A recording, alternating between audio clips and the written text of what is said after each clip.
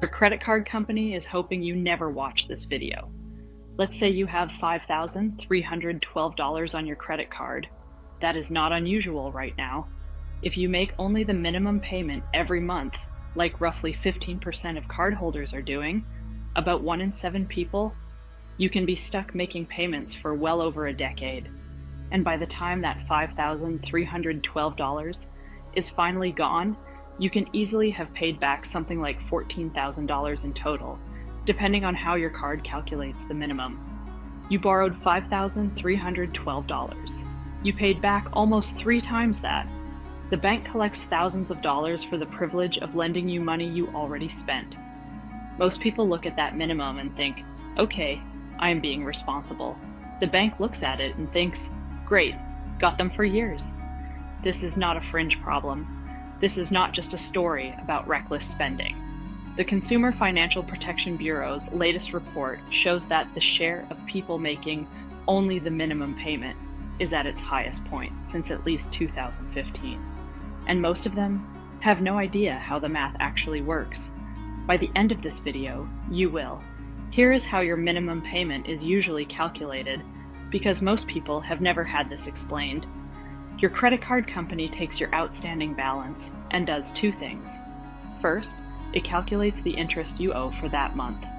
At an APR around 25.2%, that is roughly $112 in interest on a $5,312 balance every single month. Second, it adds a small percentage of your actual principal, often about 1% of what you owe. On $5,312, that is roughly $53. So your minimum payment comes out near $165. About $112 of that goes straight to interest. Only about $53 actually reduces your balance. You pay $165, your balance drops by just $53. The other $112 disappears into the bank's pocket every month, without getting you much closer to being debt-free in any meaningful way. Here is the part the minimum payment is designed to hide. Because most of your payment is going to interest, your balance barely moves. It goes down a little each month, but very slowly. As that balance slowly gets smaller, the minimum payment they ask for also gets smaller. In other words, the bank keeps adjusting your minimum so it stays just big enough to keep you out of trouble, but small enough that you stay in debt for as long as possible.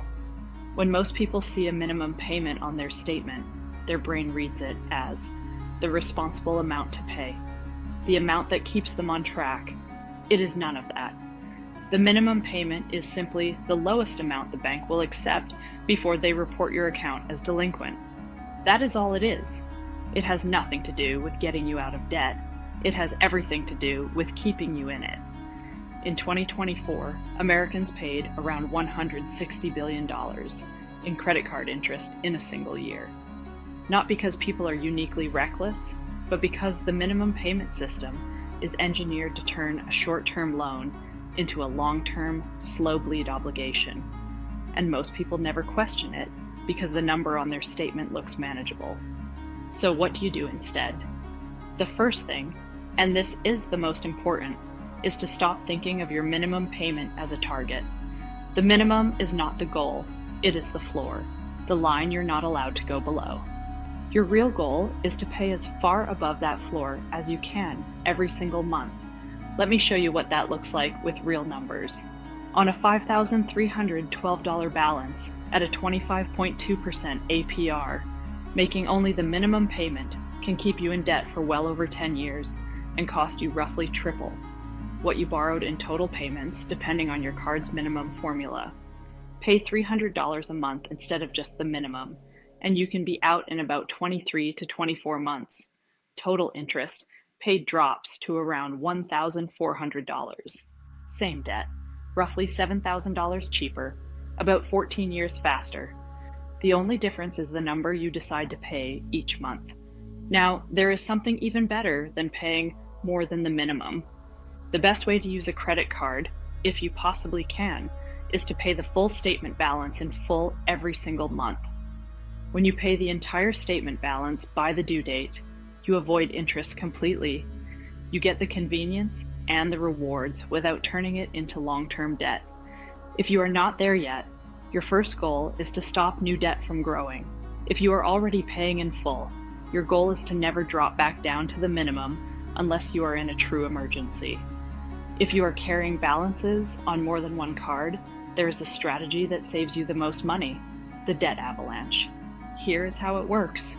You pay the minimum on every card to stay current. Then you take every extra dollar you can find and throw it at the card with the highest interest rate first.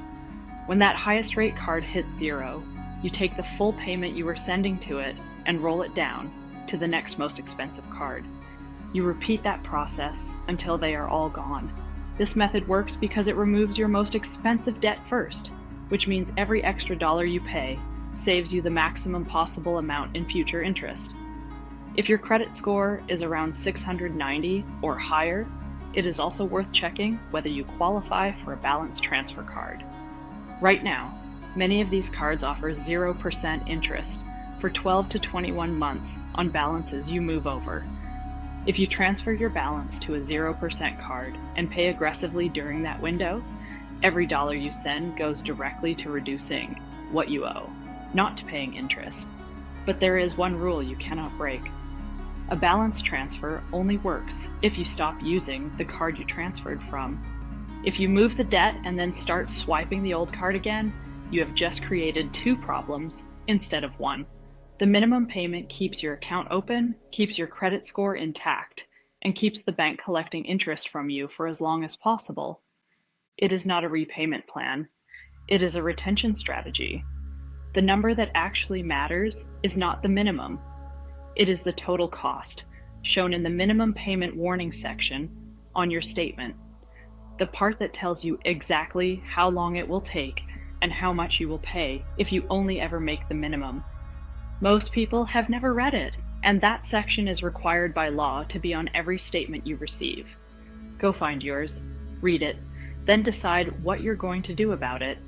Drop a comment below with the one thing from this video that surprised you the most. This is not financial advice. This video is for educational purposes only. Your situation is unique. Talk to a licensed financial professional before making any financial decisions. If this changed how you look at your credit card bill, subscribe. Every Thursday and Saturday, a new video on how money actually works and how to make it work for you. See you Thursday.